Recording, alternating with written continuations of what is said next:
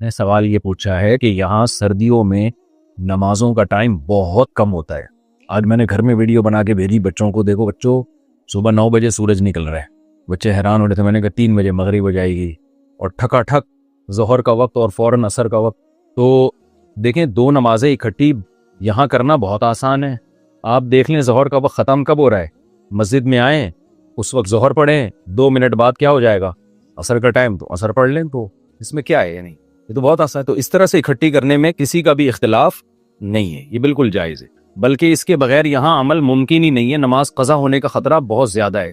کام پہ نہیں بھی ہوں تو وہ بھی کر سکتے ہیں، کیونکہ اتنا شارٹ ٹائم ہے نا، یہ نہیں ہو سکتا. یعنی کیسے آپ اب یہاں لوگ، ہم نے بھی ظہر پڑھی فوراً تھوڑی دیر میں عصر کا وقت داخل ہو گیا. اگر نہیں ہوتا آپ لوگ گھر جاتے تو پھر تو آنے میں عصر قضا ہو جاتی. نہیں اس میں نہیں نہیں صوف وہ جو انہوں نے جن کا آپ حوالہ دے رہے ہیں نا، انہوں نے محترم نے جو حدیث پیش کی ہے وہ، چلو اب پوری دلیل سے بات کرتا ہوں میں. عزیز وہ جو حدیث آج کل پیش کی جا رہی ہے کہ رسول اللہ صلی اللہ علیہ وسلم نے بغیر سفر کے، بغیر کسی عذر کے 2 نمازیں اکٹھی پڑھی ہے، یہ حدیث اکثر کوٹ کی جاتی ہے اور اس سے یہ ثابت کیا جاتا ہے کہ آپ ظہر عصر اکٹھی پڑھیں، بلکہ یہاں تک کہ آپ عصر جب قضا ہونے لگی تو ظہر عصر پڑھیں اور پھر تھوڑی دیر میں آپ کیا پڑھ لیں، مغرب پڑھ لیں. تو گویا 3 نمازیں اکٹھی ہو رہی ہیں. خوب سمجھ لیں. میں یہ جواب دے دوں؟ اچھا تو یہ خوب سمجھ لیں، ان کا جواب دے دوں پہلے. تو یہ بات خوب اچھی طرح سمجھ لیں کہ کبھی بھی کسی ایک حدیث کو دیکھ کر فتویٰ دے دینا، یہ انسان کے پرلے درجے کے جاہل ہونے کی علامت ہے. یہ اس کی علامت ہے. اس کو قرآن و سنت کے علاوہ سب کچھ آتا ہے. سمجھ رہے کہ نہیں سمجھ رہے؟ مثال کے طور پر میں حدیث بتاتا ہوں آپ کو. حضرت ابو ہریرہ رضی اللہ تعالی عنہ سے روایت ہے، فرماتے ہیں کہ مجھے نبی صلی اللہ علیہ وسلم نے اپنا جوتا بھی دیا ایک نشانی کے طور پر، کہ جب یہ حدیث بیان کرو نا تو بتا دینا کہ پیغمبر کا نال مبارک میرے پاس ہے، تاکہ لوگوں کو یقین آ جائے کہ نبی نے ہی فرمایا ہے. اور وہ دے کے مجھے بھیجا اور کہا کہ جو بھی ملے تم سے راستے میں اس کو یہ خوشخبری سنانا کہ من قال لا الہ الا اللہ دخل الجنہ، جو بھی لا الہ الا اللہ کہے گا جنت میں داخل ہوگا.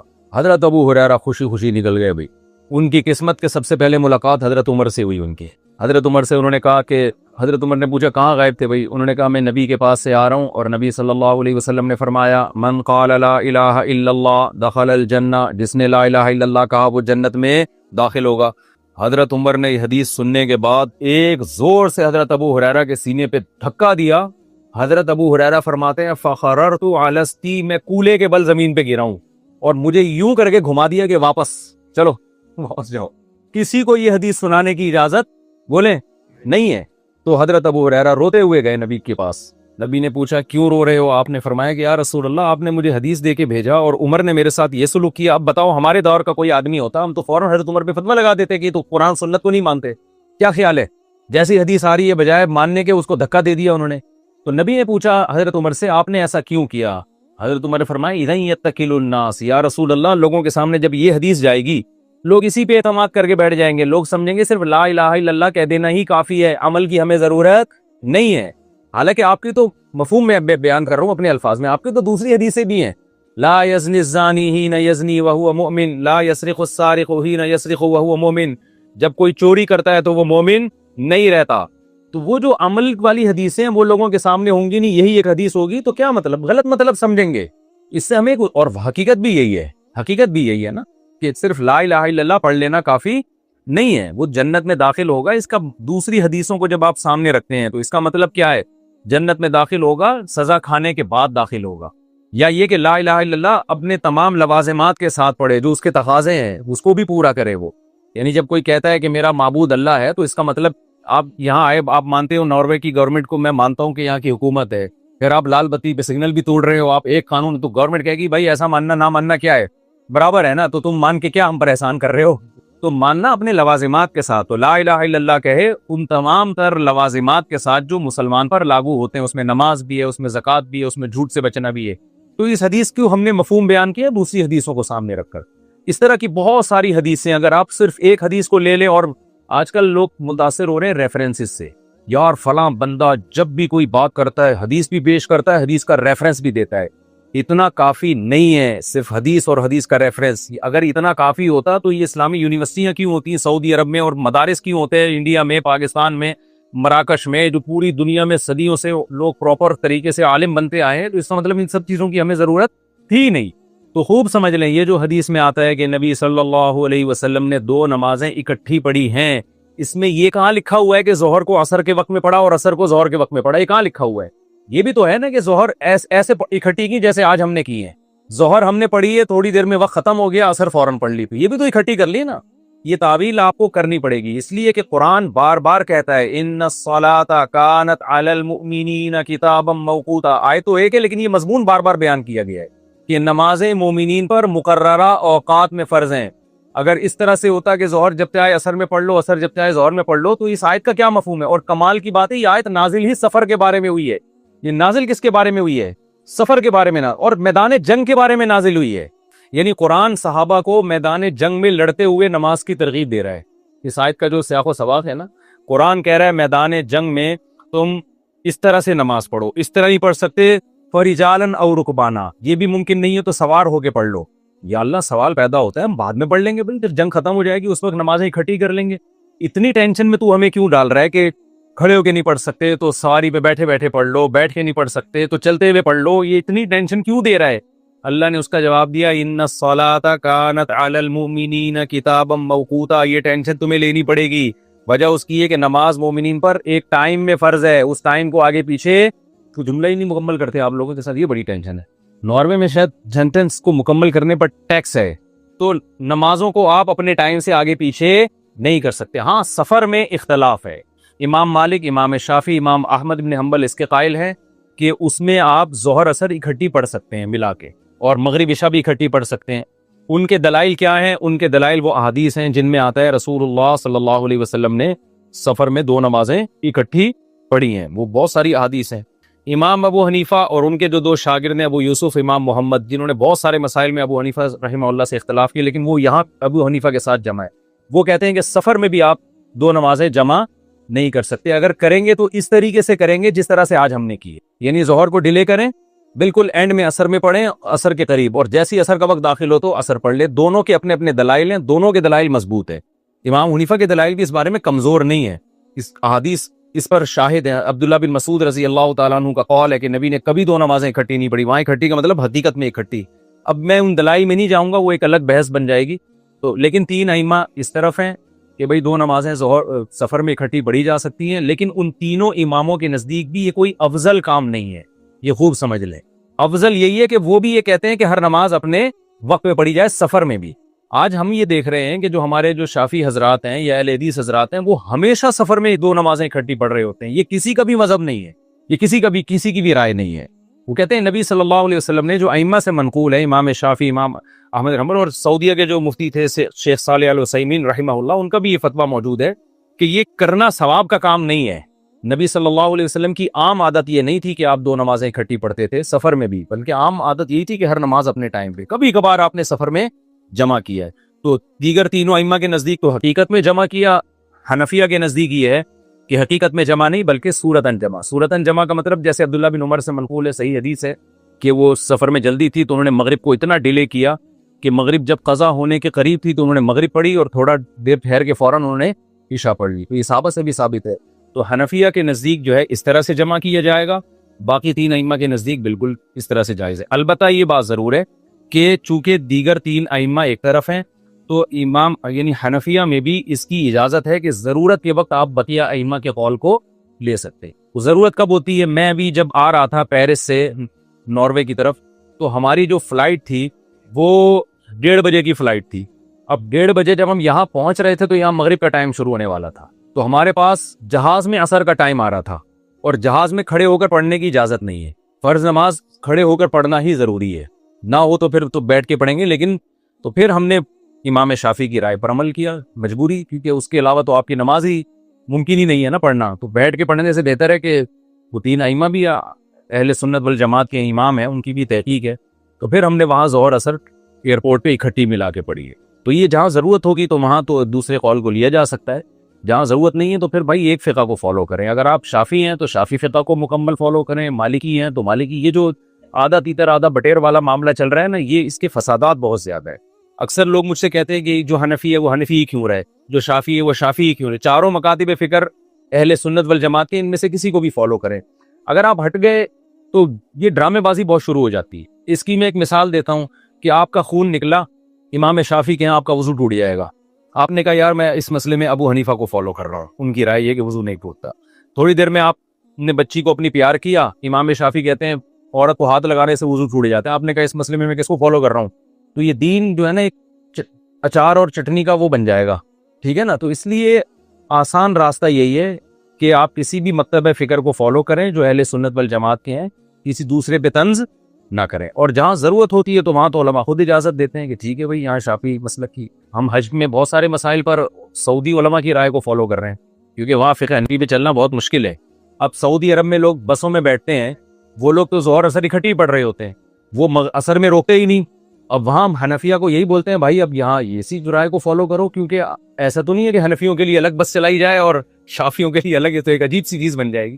اب جب وہ بس ڈرائیور روک ہی نہیں رہا ہے تو اس سے کون الجھے گا. تو اس میں یہی ہے کہ ٹھیک ہے اسی رائے کو فالو کیا جائے. سورہ بنی اسرائیل میں اللہ نے حکم دیا, یہاں سے بہت سارے حکام شروع, ایک رکوع میں نا بہت سارے حکام ہیں. وَقَضَىٰ رَبُّكَ أَلَّا تَعْبُدُوا إِلَّا إِيَّاهُ, تیرے رب نے چند فیصلے کیے ہیں. نمبر 1, دیکھو یہ اسلام کے احکام ہیں, ابھی سے عزم کر لو ہم تمام ان احکام کو فالو کریں گے. اس میں کوئی رفع الدین کا جھگڑا نہیں ہے, کوئی ٹانگیں چوڑی کرنے پتلی کرنے کا جھگڑا نہیں ہے. یہ کس کے حکام ہے؟ یہ قرآن کے حکام ہے. نہ اس میں کوئی اہل حدیث دیوبندی بریلوی پڑھا ہے, نہ کوئی اور پڑھا ہے, کوئی فرقہ نہیں. اس کو تو کوئی بھی انکار نہیں کر سکتا نا. تو جنت میں جانے کے لیے یہ کرنا میرے لیے بھی ضروری اور آپ کے لیے بھی ضروری. وہ کیا احکام ہے؟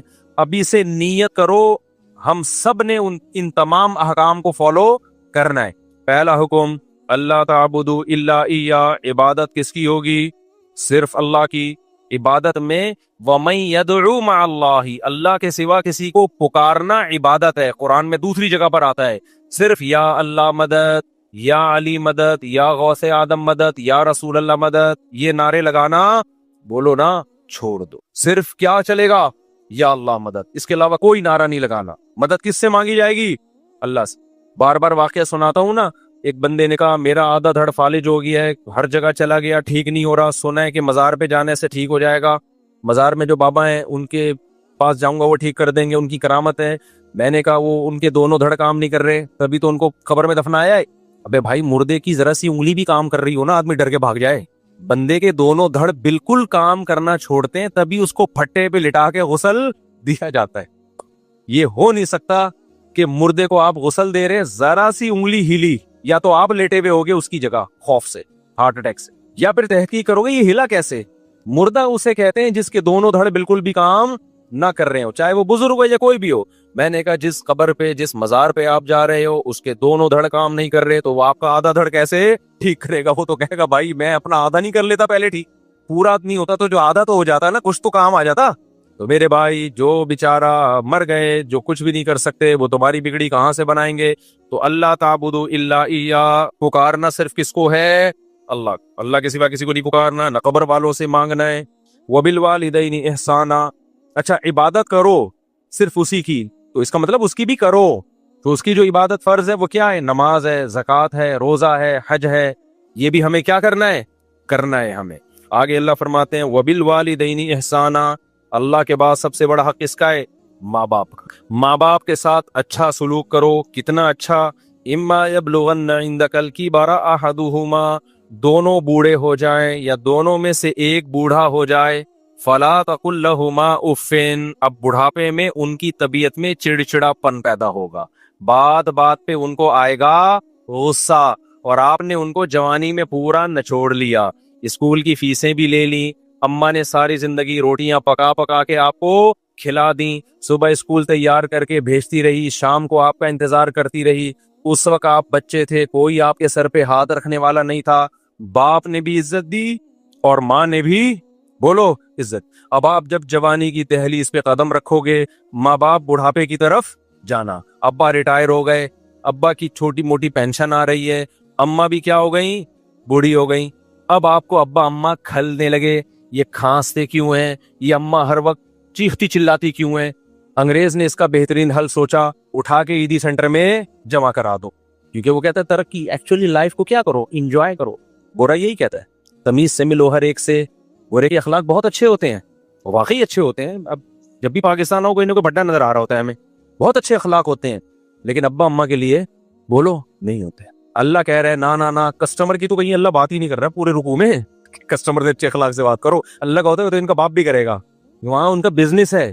اصل تو جو ہیں وہ کون ہے, ابا اماں کو. تو گورے نے بولا سائنسی ترقی, ہم نے ترقی کرنی ہے, لائف کو انجوائے کرنا ہے. ابا کھانس رہے ہیں, اٹھا کے کہاں لے جاؤ, اولڈ ہاؤس میں کیئر ہوگی, وہاں گورنمنٹ نے ملازم رکھا ہوا ہے. گورنمنٹ کہے گی آپ نہیں ان پہ خرچ کرو گے, بلکہ ہم آپ کی 40% سیلری کاٹیں گے اور قوم کے بوڑھوں کو کھلائیں گے. بڈھا کہتا ہے ماشاءاللہ گورنمنٹ ہماری کتنی اچھی, اور پاکستان میں گورنمنٹ بوڑھوں کو نہیں کھلاتی. بھائی پاکستان میں اولاد بوڑھوں کو کھلاتی ہے, گورنمنٹ اس لیے نہیں کھلاتی. گورنمنٹ تو ویسے بھی کسی کو نہیں کھلاتی, گورنمنٹ کا کام تو کھانا ہے, کھلانا تھوڑی ہے. کیا خیال ہے بھائی؟ زیادہ ہو گیا, چلو آگے. اچھے بھی لوگ بھی ہیں, بہرحال اچھے لوگ بھی ہیں الحمدللہ گورنمنٹ میں. کچھ لوگ کھلانے والے بھی ہیں, یہ میں مکھن لگانے کے لیے نہیں کہہ رہا, چونکہ جب میں ٹریولنگ کی ہے نا تو کچھ خاندانی لوگ بھی ہمیں ملے ہیں, اور ہر جماعت میں ہیں.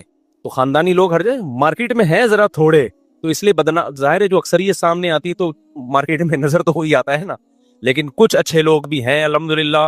تو بہرحال اللہ میاں نے کہا کہ سب سے زیادہ حق اس کا ہے, ماں باپ کا, ان کے ساتھ اچھا سلوک کرنا ہے. اچھا سلوک کیسا کہ جب بوڑھے ہو جائیں, اب تمہارے کسی کام کے نہیں ہے, تو اب اصل میں تو خدمت شروع ہوئی ہے.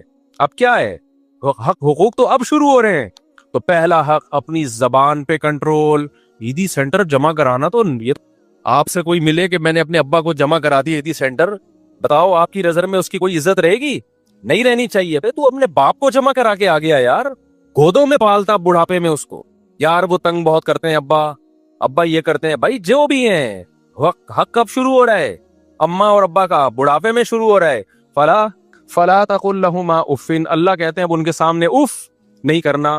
ولا تنہرہما, ان دونوں کو جھڑکنا نہیں ہے. جھڑکنا سمجھتے ہیں, جیسے باس اپنے ملازمین کو جھڑکتا ہے, چلو یہاں سے جاؤ, یہاں سے دماغ کھایا ہوا ہے. بھکاریوں کو جھڑکا جاتا ہے, بس کر یار. یہ جو اسٹائل ہے نا فرعون والا بات کرنے کا, یہ اسٹائل ماں باپ کے سامنے بولو نہیں چلے گا. چپ ہو جاؤ, خاموش ہو جاؤ, آپ کون ہوتے ہو پہ اعتراض کرنے والے؟ یہ ڈائلوگ آج کل اولاد کے چل رہے ہیں, کس کے لیے؟ ماں باپ کے. آپ کون ہوتے ہو مجھے روکنے والے؟ آپ کو کس نے یہ رائٹ دیا؟ یہ اسکولوں سے سیکھ رہے ہیں. ایجوکیشن بہت آ رہی ہے, تمیز مارکیٹ سے شارٹ. یہ ایجوکیشن تمہیں جہنم کے عذاب میں لے کے جائے گی. اس سے وہ جاہل اچھا ہے, رکشا چلاتا ہے, ٹماٹر بیچتا ہے, لیکن اپنے باپ اور ماں سے تمیز سے بات کرتا ہے. اللہ کی نظر میں وہ زیادہ پڑھا لکھا ہے. تو ولا تقل لهما اف ولا تنہرہما وقل لهما قولا کریما. آگے اللہ نے فرمایا کہ صرف اتنا نہیں ہے کہ بے عزتی نہیں کرنی, جھڑکنا نہیں ہے اور اف نہیں کہنا. تو انسان کہتا ہے چلو بدتمیزی سے پیش نہیں آنا, نارمل رہنا ہے. نا نارمل بھی نہیں. قل لهما قولا کریما, ایسی بات کرنی ہے جس سے عزت جھلک رہی ہو, ایسے لگ رہا ہو جیسے کوئی ملازم اپنے آفیسر سے بات کر رہا ہے. کریم کہتے ہیں عزت دار کو. قول کریم ہونا چاہیے جس سے رسپیکٹ کیا ہو, نظر آ رہی ہو, لوگوں کو پتا چلے یہ اولاد ہے اور یہ کیا ہے, باپ ہے. آج جو لبرل طبقہ جب آتا ہے نا ہم سے ملنے کے لیے اپنے بچوں کی پرابلمز کو لے کے, تو میں یقین سے بتاؤں مجھے بچہ باپ لگ رہا ہوتا ہے اور باپ بچہ. باپ بچے کے سامنے بڑی تمیز سے, کہ بچے کو ایسا نہ مائنڈ کر جائے, بچہ ایسے آرام سے بات کر رہا ہوگا. ایکچولی مفتی صاحب میرے یہ بیٹے ہیں, حالانکہ ایک ہی ہے, لیکن اس کو عزت میں ہے کہہ رہا ہوتا ہے. ویسے ہوتے بھی ایک ہی عام طور پہ لبرل لوگوں کے, یہ میرے بیٹے ہیں. ایکچولی یہ تھوڑا سا نہیں ہوں بیٹا, ابا ایسا چیخنا شروع کر دے گا. ابا بیٹا وہ اصل میں دیکھیں میں آپ کو سمجھانا چاہ رہا تھا نا, میں مفتی صاحب ہیں تھوڑا سا احتیاط سے بات کرتے ہیں. نہیں آپ مفتی صاحب یہ دیکھو نا یار, یہ ابا باتیں کیسی کر رہا ہے. تو مجھے 2-3 دفعہ ارادہ ہوا میں ابا کی جگہ اس کو بٹھا دوں اور اس کی جگہ کس کو بٹھا دوں, ابا کو, اور میں بولوں بھائی آج سے ابا تو ہے, یہ کون ہے؟ اسٹائل سے تو لگ رہا ہے باپ تو ہے. تو یہ تربیت یہ ہو رہی ہے مارکیٹ میں, یہ ہو رہی ہے تربیت. تو اپنے اسٹائل سے یہ ثابت کرنا پڑے گا کہ ابا جو ہے وہ ابا ہے, اماں جو ہے وہ کیا ہے, بیٹیاں اماں کے ساتھ بڑی بدتمیزی کرتی ہیں. یار آپ کون ہوتی ہو مجھے روکنے والی, آپ کون ہوتی ہو, آپ چپ ہو جاؤ, میں کیوں چپ ہوں یار. یہ اسٹائل ہے بھائی, ہم تو اپنے بچپن میں تصور نہیں کر سکتے تھے کہ آپ کون ہوتی ہو مجھے روکنے والی. ماں جب کہہ رہی ہے چپ ہو جاؤ تو آپ چپ ہو جاؤ, میں کیوں چپ ہوں. خدا کی قسم ہم اپنے بچپن میں یہ تصور نہیں کر سکتے تھے کہ کوئی اولاد کوئی بیٹی اپنی ماں کو یہ الفاظ کہہ سکتی ہے. بڑے بدتمیزی والے الفاظ ہیں یہ. تو یہ بہت خطرناک بات ہے. اس لیے اللہ تعالیٰ قرآن میں فرماتے ہیں وَقُلْ لَهُمَا قَوْلًا کریما. بات کیسے کرنی ہے؟ عزت کے ساتھ. وَخْفِضْ لَهُمَا جَنَاحَ الذُّلِّ مِنَ الرَّحْمَةِ, یہ تو بات کا اسٹائل بتا دیا. کھڑے ہونے کا اسٹائل کیسا ہو, ذلت سے اپنے بازوؤں کو جھکانا ہے, دیکھنے سے بھی بات سے بھی پتہ چلے کہ یہ چھوٹا ہے اور وہ بڑے ہیں, اور کھڑے ہونے اور کے اسٹائل سے بھی پتہ چلے کہ یہ چھوٹا ہے اور وہ کیا ہے, بولو بڑے ہیں. ایسے سینہ تان کے ان کے سامنے کھڑا ہوا ہے, ابا نیچے بیٹھے ہوئے, خود اوپر چڑھ کے بیٹھا ہوا ہے, تو یہ بڑی غلط بات ہے. ایسے بھی ہم نے دیکھے ہیں, سنا ہے کہ ابا بچوں کے جوتے پالش کر رہے ہوتے ہیں. یہ بڑی غلط بات ہے یار, بچے کو تو کرنے ہی نہیں دینا چاہیے یہ کام, کہ ابا کیوں کرے گا بھائی یہ. اچھا, اس میں ماں باپ بھی اپنے بچوں کو بگاڑ رہے ہوتے ہیں, اتنی بچوں کی کوئی رسپیکٹ دے رہے ہوتے ہیں نا بچپن میں. بچوں کو مارے دھاڑے نہیں, بدتمیزی سے بات نہ کریں, لیکن ان کو یہ احساس دلائیں کہ ابا میں ہوں, اماں یہ ہے, تم گھر کے مالک نہیں ہو. خود ہی اپنے ہاتھوں بگاڑ کے اتنا مسلط کر لیتے ہیں نا کہ پھر ساری زندگی ان کے غلام بنے رہتے ہیں. یہ بھی بہت غلط ہے. ان کو یہ تربیت بھی کس نے دینی ہے, والدین نے دینی ہے. اور ایک اہم بات یہ بھی ہے کہ دیکھو, ماں باپ کے لیے اولاد پہ ظلم بہرحال جائز نہیں ہے کہ اپنے اختیارات کا ناجائز فائدہ اٹھائیں. بعض دفعہ ماں باپ اولاد کو بلا وجہ ٹارچر کرتے ہیں, طنز کرتے ہیں, تانے دیتے ہیں, دوسروں کے سامنے اس کی برائی کرتے ہیں. تو میں ان ماں باپ کی حوصلہ افزائی نہیں کر رہا, وہ خود اپنے ہاتھوں اپنی اولاد کو بگاڑتے ہیں. جہاں اللہ نے اولاد پر اتنے سارے ماں باپ کے حقوق رکھے, وہاں ماں باپ کی ایک بڑی ذمہ داری یہ ہے کہ اپنی اولاد کو لوگوں کے سامنے رسوا مت کرے. ایسا نہ ہو دوسروں کو بتاتے پھر میرا بیٹا یہ کرتا ہے, میرا بیٹا یہ کرتا ہے. بیٹے کے دل میں پھر ایک نفرت پیدا ہوتی ہے کہ یار میرے ابا, مجھے باپ تو عزت کا ذریعہ بنتا ہے نا. تو کچھ ذمہ داریاں والدین کی بھی ہیں. بعض مائیں بلا وجہ بیٹیوں کو ٹارچر کرتی رہتی ہیں, طنز کرتی رہتی ہیں, تانے دیتی رہتی ہیں, اس سے وہ ذہنی مریضہ بن جاتی ہیں. تو ماں کو بھی چاہیے, دیکھو ایک کام سب لوگ گھر میں کر لینا, انشاءاللہ سکون ہو جائے گا. گھر میں چیخنے پر پابندی لگا دو, بس کوئی بھی نہیں چیخے گا, نہ ابا نہ اماں نہ بچے. ایسا سکون پیدا ہو جائے گا نا کہ ہٹو بچوں. اور اس کے لیے لقمان علیہ السلام والا واقعہ سنا دو. لقمان علیہ السلام نے اپنے بچے سے کیا کہا کہ بچے جب بھی بات کرنا آرام سے. کیوں؟ سب سے بری آواز کس کی ہوتی ہے؟ گدھے کی. گدھے کی بات بری نہیں ہوتی, اسٹائل کیا ہوتا ہے؟ برا ہوتا ہے. تو اگر آپ نے اتنا بھی کر لیا نا, گھر میں چیخنے پر پابندی, نہ باپ چیخے نہ ماں چیخے نہ اولاد چیخے, تو ایسا لگے گا جیسے آگ پہ نا ٹھنڈا پانی ڈال دیا. اور یہ شروع سے جب شادی ہو نا, جس دن, اسی دن سے ماحول بنانا پڑتا ہے. دلہن جب آئی اس کو سمجھا دو, بیگم کوئی بھی بات ہوگی تمیز سے. میں بھی جب کوئی بات کروں گا تو کیسے کروں گا؟ تو آپ لوگ تو ابھی سے ہی موڈ نہیں ہو رہا آپ لوگوں کا, تو کیا کرو گے تمیز سے؟ منہ سے بول تو دو نا. جو بات ہوگی کیسے ہوگی؟ چیخنا چلانا نہیں ہوگا بس. آدھے سے زیادہ کام, کیونکہ بچے ماں باپ کو چیختا چلاتا دیکھتے ہیں تو چیخنا سیکھتے ہیں. ماؤں کو چیخنا چلانا دیکھتے ہیں, ہاں ماں بات بات پہ کوٹ رہی ہے, بچے کو بڑھ گیا, چیخ رہی ہے, کمبخت, الو کا پٹھا پیدا ہو گیا, اور یہ وہ ایسا چیخ رہا ہے, تو پھر بچے کے اخلاق بھی ایسے ہی ہو جاتے ہیں. اور اگر آرام سے سمجھائے گی تو بچہ بھی کیا ہوگا, بات آرام سے کرے گا. تو یہ بہت اہم پوائنٹ کی بات ہے. گھروں میں چیخنے کے ماحول کو کیا کرو, بول لو نا, تاکہ سبق یاد ہو جائے. ختم کرو بیٹا تمیز سے. تو دلہن جب آئی ہے اس سے تمیز سے بات کا آغاز کرو. اس سے بولو میری کل آپ سے شادی ہوئی تھی, اس سلسلے میں حاضر ہوا ہوں. اتنی بھی تمیز صحیح نہیں ہے. وہ ایک آدمی بہت تمیز والا تھا نا, جب رخصتی دلہن کی ہوئی تو سمجھ میں نہیں آ رہا بات کیسے شروع کروں. تو وہ ہر بات میں تمیز, کچھ ضرورت سے زیادہ اس نے 2 گولیاں کھا لی تھی وہ تمیز والی جو ہے نا. تو کہہ رہا ہے میری کل آپ سے شادی ہوئی تھی, اس سلسلے میں حاضر ہوں. تو اتنی بھی تمیز نہیں, لیکن میں سمجھانے کے لیے بتا رہا ہوں. آپ ایک واقعہ سنا دیتا ہوں, اس سے تمیز سمجھ میں آ جائے گی. وہ ایک صاحب نے بتایا کہ ایک انگلینڈ میں نا یا امریکہ میں سوئمنگ پول میں ایک انگریز عورت اپنے بچے کو لے کر آئی اور ایک پاکستانی عورت اپنے بچے کو لے کر آئی سوئمنگ سکھانے کے لیے. دونوں کے بچے چھلانگ لگاتے ہوئے ڈر رہے ہیں. تو کہہ رہے ہیں انگریز عورت اپنے بچے کو سمجھا رہی ہے, بیٹا, جو بھی انگلش میں اس کو سمجھا رہی تھی اس کا ترجمہ کہ دیکھو تم, مجھے پتا ہے تم کر سکتے ہو, تم سوئمنگ پر کر سکتے ہو, تم ویسے ہی ڈر رہے ہو, تم کرو. اس سے یہ ہوگا کہ تمہیں دیکھ کے دوسرے بچے بھی ہمت کریں گے. بچہ کہہ رہے ہیں نہیں, کہہ رہی نہیں مجھے پتا ہے تم کر لو گے. تم اس کو بڑی زبردست طریقے سے موٹیویٹ کر رہی ہے, اور ادھر ہماری موٹیویٹ کر رہی ہے کہ میری باری کب آئے گی. ہماری والی جو براؤن تھی وہ کیا کہتی ہے, ان صاحب نے, وہ مولوی صاحب تھے, مجھے قصہ سنا رہے تھے, وہ کہہ رہی لگانا چھلانگ.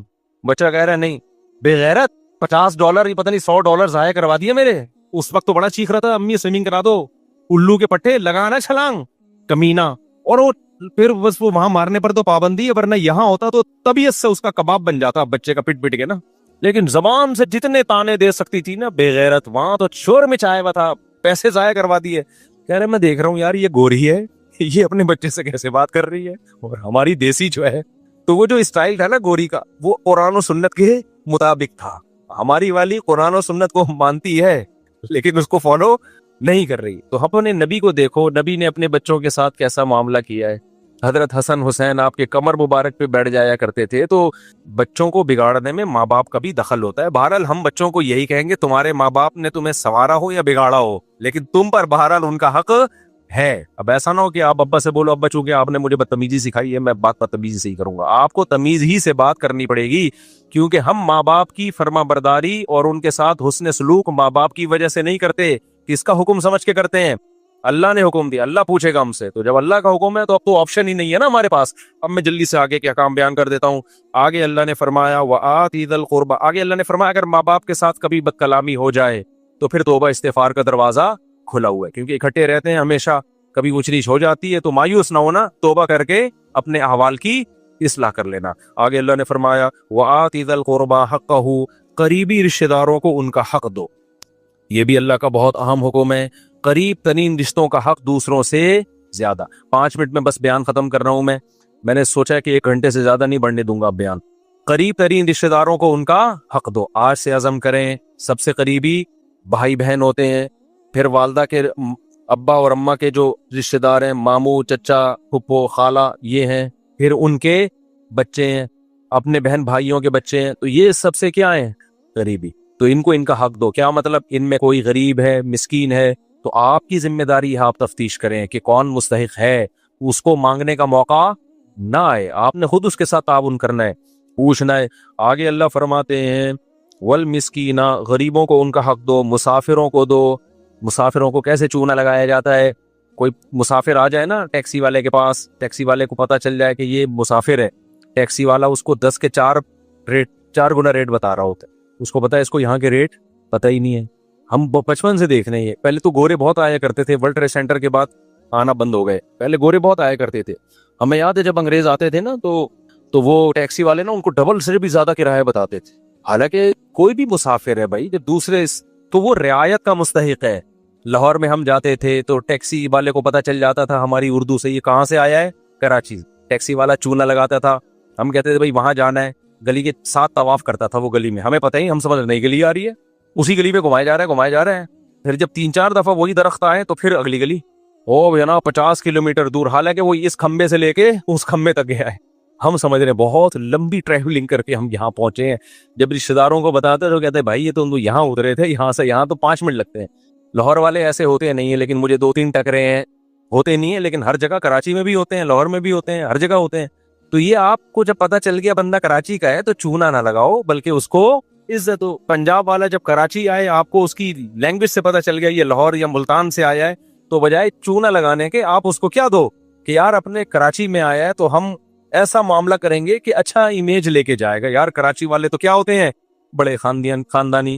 لیکن پاکستان میں ہر آدمی کے پاس چونے کے ڈبے ہیں, ٹھیک ہے نا. وہ کہتا ہے یار کوئی بندہ ملے, ٹوپیاں لے کے بیٹھے ہوئے ہیں, کوئی بندہ ملے جس کے سر پہ آ جائے اس کو پہنا دو. تو یہ کام مت کرو, قرآن منع کرتا ہے. آگے اللہ فرماتے ہیں وَلَا تُبَذِّرْ تَبْذِيرًا, خرچ کرنا ہے, رشتہ داروں پہ بھی پھینکنا نہیں ہے. ایسا نہ ہو سخاوت کے جوش میں آ کے یوں اڑانا شروع کر دو اور پھر کل لوگوں سے بھیک مانگ رہے ہو. یہ کس سلسلے میں آئے جی, وہ میں بیان سن کے سخاوت اتنی کر دی تھی کہ آج میرے پاس گیس بجلی کے بل کے پیسے نہیں کیا کرو, یہ شیطان کا کام ہے. آگے اللہ فرماتے ہیں وَإِمَّا تُعْرِضَنَّ عَنْهُمُ ابْتِغَاءَ رَحْمَةٍ مِّن رَّبِّكَ, بعض دفعہ کوئی رشتہ دار, کوئی غریب مسکین تمہارے پاس آتا ہے, اس وقت تمہارے پاس پیسے نہیں, وہ ہو مستحق, وہ پیشہ ور بھکاری کی بات نہیں ہو رہی, خوب سمجھ لو. اس وقت پیسے نہیں ہے, لیکن تمہیں پتا ہے بعد میں پیسے آ جائیں گے, تو اس سے نرم بات کہہ دو کہ بھائی ابھی نہیں ہے, لیکن مجھے اللہ سے امید ہے کل انتظام ہو جائے گا, تو کل میں تمہیں دے دوں گا. دیکھو کیسے اللہ کہاں تک سمجھا رہے ہیں. آگے اللہ نے فرمایا نہ اپنے ہاتھ کو گردن سے باندھو, کنجوس بن کے زندگی گزارو کہ جی وہ الماری سے روٹی لگا کے, بہت پرانا لطیفہ ہو گیا. ایک کنجوس آدمی کو بچے کہتے تھے ابا دیسی گھی لے کر آ, دیسی گھی لے کر آ. ابا کنجوس, اس نے کہا مہنگا ہے. بہرحال ایک دن ابا گھی کا ڈبہ لے آئے.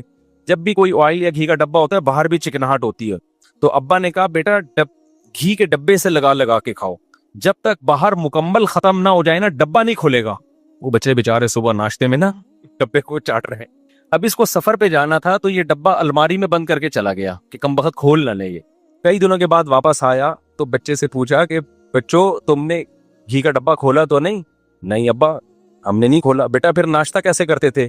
ابا الماری سے روٹی لگا لگا کے کھاتے تھے. وہ بھی کنجوس کے بچے تھے نا.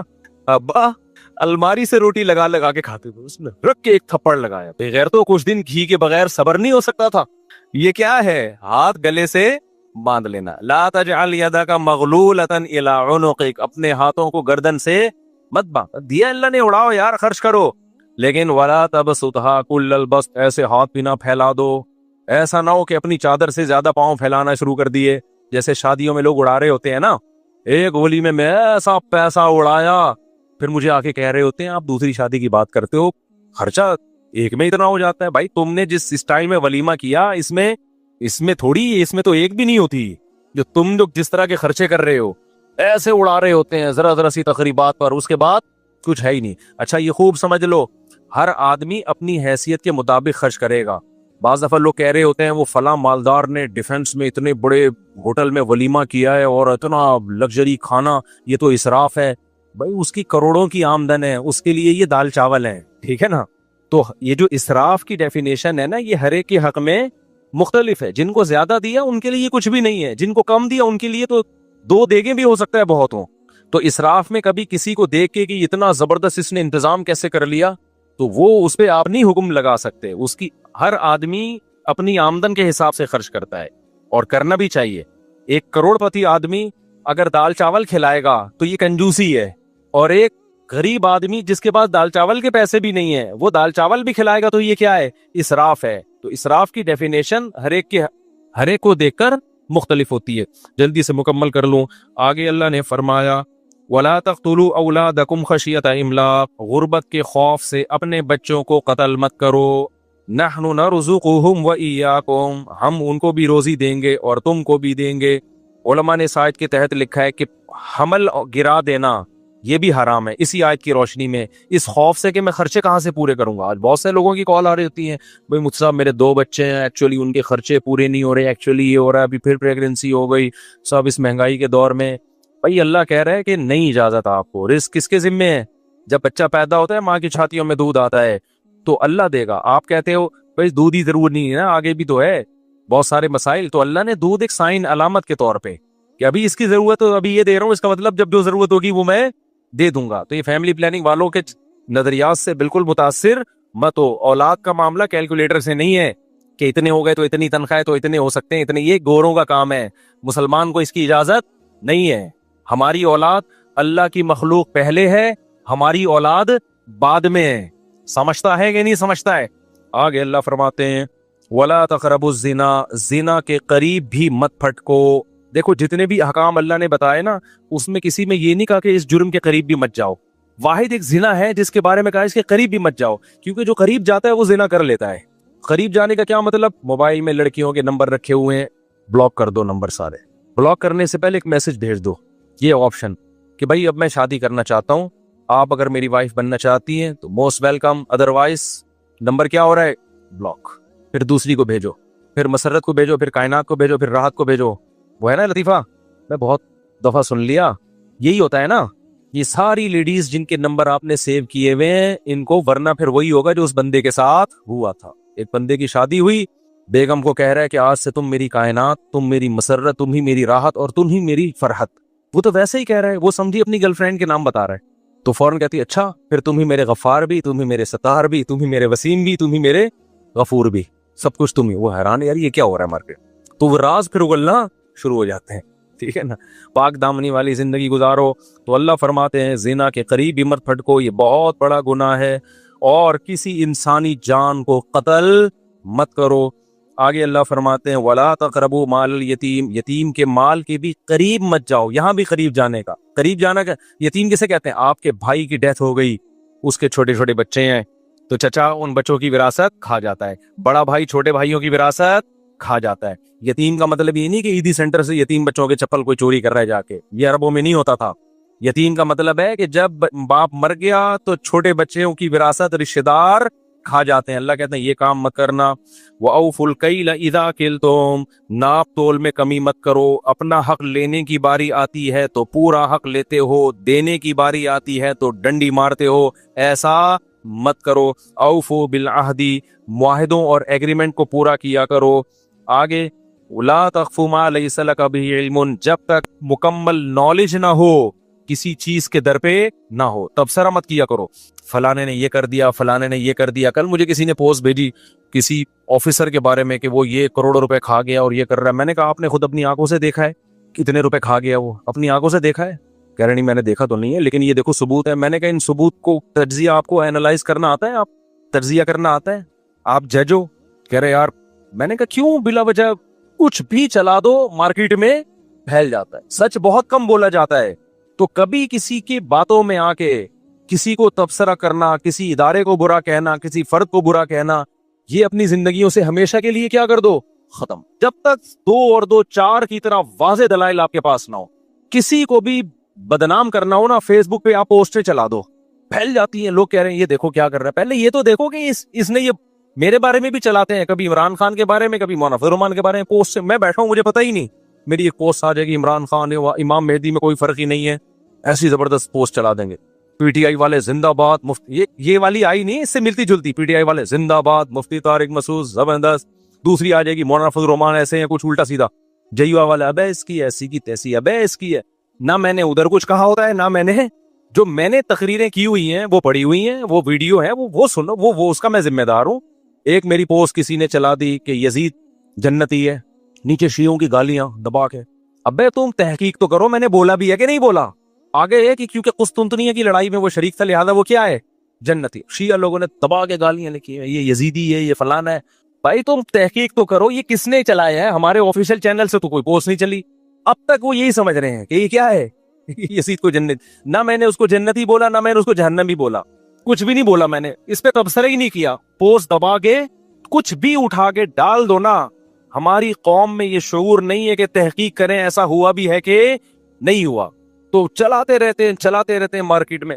ہاں ہمارے جو ویڈیو بیانات ہیں اس کا میں ذمہ دار ہوں بھائی، جو میں نے بولے ہیں اس کا میں ذمہ دار ہوں۔ آپ وہ ویڈیو کٹنگ اس کو بھی کٹ کر کے نہ چلاؤ۔ ابھی ایک تراویح کا بیان کٹ کر کے چلائے ہوئے لوگوں نے۔ تراویح کے بارے میں یہ کہہ رہا ہوں کہ نبی صلی اللہ علیہ وسلم سے کوئی تعداد ثابت نہیں ہے، ادھر ٹک یہاں روک دیا۔ اور اتنی بات کہ بھائی اگر صرف حدیثی کو دیکھنا ہے تو پھر تو غامدی صاحب صحیح کہہ رہے ہیں، یہاں کٹ کیا۔ دیکھو مجھ صاحب کہہ رہے ہیں غامدی صاحب کیا کہہ رہے ہیں، لیکن پوری بات آگے۔ اچھا اس پہ اتنا پروپیگنڈا ہوا، پھر جامعۃ الرشید میں ہمارے استاذ ہیں مفتی محمد صاحب، ان سے باقاعدہ سوال پوچھا گیا کہ مفتی صاحب نے یہ بولا ہے کہ حدیث میں تو کوئی تذکرہ ہی نہیں ملتا، ثابت ہی نہیں ہے۔ پھر انہوں نے اس کا جواب دیا، اتنا پروپیگنڈا۔ حدیث میں تبصرہ نہیں ملنے کا مطلب یہ ہے کہ سند کے لحاظ سے کوئی صحیح حدیث ہمارے پاس موجود نہیں ہے کہ جو نبی نے 3 دن تراویح پڑھی تھی کتنی رکعتیں تھی، لیکن حضرت عمر کا عمل بتاتا ہے کہ نبی نے 20 پڑھی ہوں گی۔ تو نبی سے ثابت ہونے کے لیے 2 طریقے ہوتے ہیں، ایک ہے تواتر، صحابہ کا عمل، وہ خود بتاتا ہے کہ نبی نے کیا کیا ہے، ایک ہے حدثنا فلان کے ساتھ کوئی سند۔ بہت سارے شریعت کے احکام ایسے ہیں حدیث میں نہیں ملتے، صحابہ سے پتہ چلتا ہے۔ رکوع میں جا کے جب ہم کھڑے ہوتے ہیں، ہاتھ چھوڑنا ہے ہاتھ باندھنا ہے، حدیث میں کوئی تذکرہ نہیں ہے، لیکن پوری امت کیا کرتی ہے، ہاتھ چھوڑتی ہے۔ کیوں؟ تواتر عملی ہے، امت کا عمل بتا رہے کہ نبی نے ہاتھ چھوڑے ہوں گے۔ ہم یہ جو عورتیں ہیں صفا مروہ میں دوڑتی نہیں ہیں، چلتی ہیں، نبی سے تو کچھ بھی ثابت نہیں ہے، نہ حضرت عائشہ سے ثابت ہے کہ دوڑنے کا حکم دیا یا چلنے کا حکم دیا۔ پوری امت کر رہی ہے تو ہم فرض کر لیتے ہیں کہ صحابیات نے کیا کیا ہوگا، وہ بھی چلی ہوں گی اور نبی نے چلنے کا حکم دیا ہوگا۔ صراحتاً نہیں ہے، لیکن یہ بھی نبی ہی سے ثابت ہے، اور بہت سارے احکام ہیں۔ تو جو ہر مسئلے پر حدیث مانگتا ہے نا، وہ خود علم سے کورا ہے، اس کا مطلب اس کے پاس نالج نہیں ہے۔ حدیث صراحتاً ہوتی ہے یا دلالتاً ہوتی ہے، اس کو دلالتاً کہتے ہیں۔ جیسے امام مالک بہت سے مسائل پوچھا گیا کہ اس کی آپ کے پاس کیا دلیل ہے، انہوں نے کہا اہل مدینہ ایسے کر رہے ہیں۔ کیا مطلب؟ جب مدینہ والے کر رہے ہیں تو نبی نے کیا ہوگا، تو نبی کا عمل براہ راست نہیں پہنچا لیکن دلالتاً پہنچا ہے۔ خیر 2 آیتیں پڑھ کے بیان ختم کرتا ہوں۔ تو اللہ فرماتے ہیں جب تک یقینی علم نہ ہو تبصرہ نہ کیا کرو۔ آگے اللہ نے فرمایا وَلَا تَمْشِ فِي الْأَرْضِ مَرَحًا، زمین میں اکڑ کے مت چلو، زمین کے دادا بننے کی کوشش بولو نہ کرو، اکڑ کے مت چلا کرو۔ کیوں؟ انک لن تخرق الارض، زمین کو نہ تم اپنے پاؤں کی طاقت سے پھاڑ سکتے ہو اور نہ سینہ اتنا اونچا کر سکتے ہو کہ کیٹو کی پہاڑی سے اوپر جھانکنا شروع کر دو، تو جتنے ہو اتنے ہی رہو۔ تو یہ چند احکام تھے اللہ نے بیان کیے، اس کو کہتے ہیں اپنی اوقات میں رہو۔ اس پر میں اکثر ایک بات کہتا ہوں، جو زیادہ فنٹر بن رہا ہو نا اس سے کہ تو بیت الخلا کس وقت جاتا ہے، وہ بتائے گا مغرب کے بعد جاتا ہوں یا صبح 8 بجے جاتا ہوں، تو بولے تیری اوقات کیا ہے، صبح 8 سے 8:30۔ اصل اوقات تیری کتنا بھی اکڑتا ہونا، جب واش روم میں جا کے بیٹھتا ہے اور آگے میں ڈیلیٹ کر دیتا ہوں، اس وقت انسان کو اپنی اوقات سمجھ میں آ جاتی ہے کہ تو اصل میں ہے کیا. اس لیے ہم نے بزرگوں سے علماء سے سنا ہے کہ تکبر ہمیشہ پرلے درجے کا بے وقوف اور احمق کرتا ہے. ذرہ برابر بھی عقل ہونا انسان میں وہ متکبر نہیں ہو سکتا. تکبر ہمیشہ کون لوگ کرتے ہیں؟ بے وقوف جو اپنی اوقات بھول جاتے ہیں. وہ یہ بھول جاتے ہیں غلیظ پانی سے اللہ نے پیدا کیا, ماں کے پیٹ سے باہر نکالا, بچپن میں کیسے ماں کے محتاج تھے, بات بات پہ روتے تھے, ذرا ذرا سی بات پہ چیختے تھے, چلاتے تھے, مائیں سہارا دیتی تھی. اس وقت دادا گیری تھی کیا؟ ماں پھینک کے چلی جاتی, کیا اوقات تھی اس وقت؟ کتنے عرصے لنگڑا کے چلتے رہے, ٹوٹے, کبھی ادھر جا رہے, توتلا بول رہے ہیں, آہستہ آہستہ بولنا سیکھے. تھوڑے دنوں کے لیے اللہ نے جوان کر کے سیدھا کر دیا, تو تھوڑے دنوں میں اپنے آپ کو زمین کا باپ سمجھنا شروع. ظلم کرتا ہے, تو کون ہوتا ہے مجھے سمجھانے والا, تو کون ہے مجھے سمجھ. ابے بھائی تھوڑے دن کے لیے تجھے جوانی ملی ہے, ابھی دوبارہ آہستہ آہستہ بڑھاپے کی طرف تو آئے گا. پھر بڑھاپے میں دیکھو نا ہوتا کیا ہے, کانپ رہے ہوتے ہیں, راشا تاری ہو گیا. وہ ایک سنگر تھا, بڑی اچھی آواز تھی, جب بوڑھا ہو گیا تو جب گاتا دانت نکل کے نیچے گر جاتے اس کے, کیونکہ الفاظ نکالنے کے لیے دانت کا منہ میں ہونا ضروری ہے. کچھ الفاظ نکلتے ہی نہیں دانتوں کے بغیر, تو پھر بیچارے نے بتیسی لگوائی. پھر جب گانا گاتا بتیسی گر جاتی, پھر لگاتا, پھر گاتا, گر جاتی. اس نے کہا بھائی بار بار کیسٹ کیوں چینج کر رہے ہو, ایک ہی کیسٹ میں بیان کرو نا. تو بڑھاپے میں یہ حال ہوگا, کمر جھکے گی, ہائی ہوئی کی آوازیں آئیں گی. تو یہ اپنا ماضی دیکھو, اپنا فیوچر دیکھو. اور حال بھی کیا ہے, ایک وائرس آ گیا کورونا کا, یا کوئی اور بیماری آ گئی, دھڑام سے ایسی کی تیسی. تو نہ حال تمہارا, ابھی تھوڑی سی جوانی ہے, تھوڑا سا کوئی وائرس آڑا ترچا چلا گیا, بیڑا غرق, بخار ہو جاتا ہے, کیسے پڑ جاتے ہیں, چلا رہے ہوتے ہیں. ایک مچھر نے آ کے صبح صبح کاٹ لیا, ڈینگی مچھر نے, اس کی وجہ سے لمبے ہو گئے, پلیٹلیٹس گر گئے, بھیک مانگ رہا ہوتا ہے یار کہیں سے سفید سیل مل جائے مجھے اللہ کا واسطہ.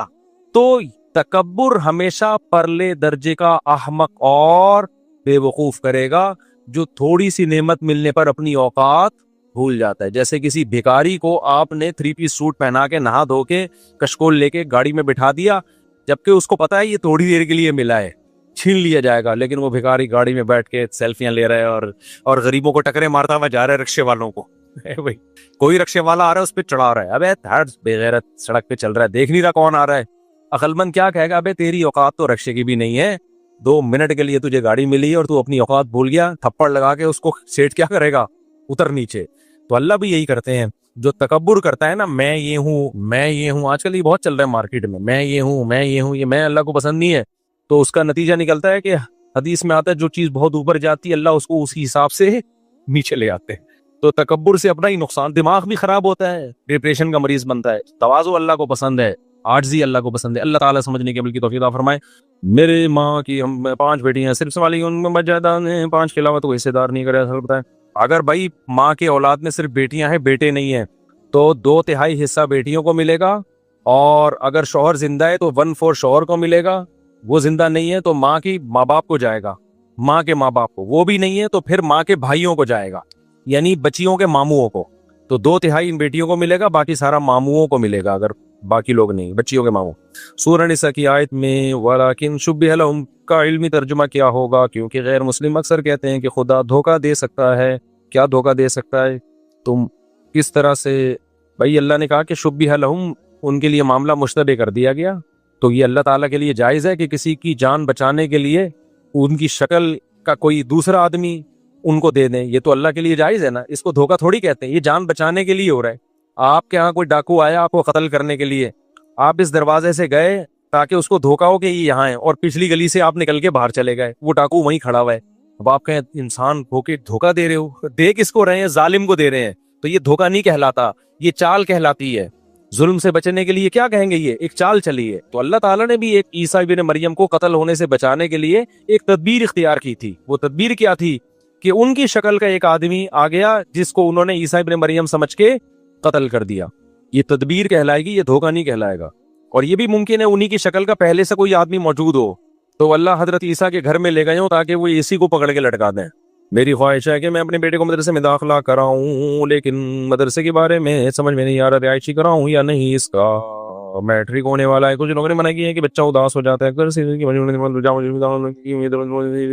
بھائی مسئلہ یہ ہے کہ جامعۃ الرشید میں تو میٹرک کے بعد داخلہ کروا دیں, اور حفظ کا بچہ جو ہے جو بہت چھوٹا ہوتا ہے اس کو تو رہائشی نہیں کروانا چاہیے. یہ بچے کے ساتھ ظلم ہے. ماں باپ سے بالکل اتنی عمر کے بچے کو محروم نہیں کرنا چاہیے, بہن بھائیوں سے. لیکن اگر بڑا ہو گیا ہے سمجھدار ہو گیا ہے. جیسے ہم تو 18 سال کی عمر میں مدرسے میں آئے تھے, تو پھر ہم تو پورا ہفتہ مدرسے میں ہی گزارتے تھے. اس وقت ہمیں ماں کی اس ممتا کی ضرورت تو اب بھی ہے. ماں کی ممتا تو ایسی چیز ہے, انسان کے بچے بڑے ہو جاتے ہیں اما نہیں بھولتا انسان, لیکن جو چھوٹے بچے کو جس طرح سے چاہیے نا ماں باپ, وہ ظاہر ہے بڑے ہو کر انسان مستغنی ہو جاتا ہے. تو اس وقت بھی ہمیں بڑی ٹینشن ہوتی تھی گھر سے دور رہنے کی. تو 18 سال سے جو چھوٹے بچے ہیں 15 سال کے, ان کے تو پورا ہفتہ وہ بہت زیادہ اذیت میں آ جاتے ہیں. تو جو بڑے بچے ہیں 18-19 کے, وہ تو مدرسوں میں رہ سکتے ہیں, لیکن مدرسوں میں بھی دیکھنا پڑے گا کون سے مدرسے ٹھیک ہیں کون سے غلط ہیں. میں نے بتایا نا, مدرسوں میں بھی بعض مدرسے نہیں ہوتے, کسی نے ویسے ہی اپنی دکانداری کے لیے 4 دیواری کھڑی کر کے بچوں کو رکھا ہوا ہوتا ہے, ان میں بچے پھر بگڑتے بھی ہیں. تو صرف اتنا کافی نہیں ہے کہ مدرسے کا لیبل لگاؤ, بلکہ حقیقت میں علماء صلحاء اس مدرسے کو چلا رہے ہو, اطمینان ہو, تو وہاں کا ماحول